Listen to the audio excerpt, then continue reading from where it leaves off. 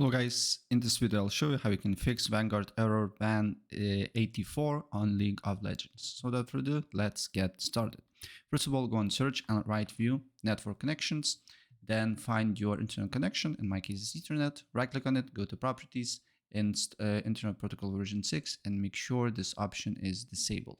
Then double click on Internet Protocol version 4, select use the following DNS services, and on preferred DNS server you need to write 8.8.8.8 or and alternate 8.8.4.4 or 1.1.1.1 and 1.0.0.1.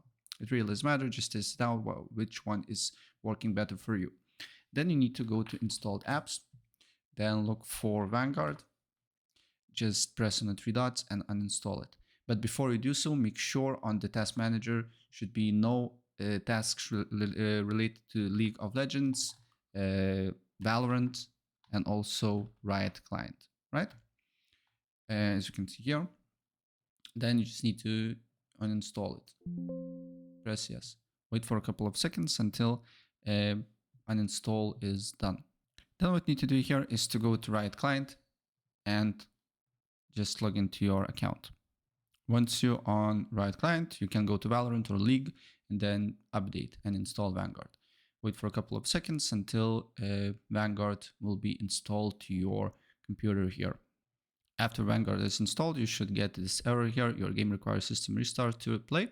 So first what you need to do here, you need to go to services.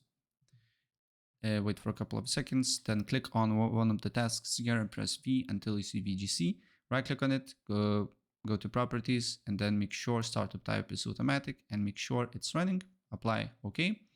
Then you need to go to system configuration here, go to services, hide all Microsoft services, then scroll down until you see VGC and make sure it's enabled here. And after you do so, you can go back to Riot Client and hit play and it will work. So that's pretty much it. And if I help you out, please press like.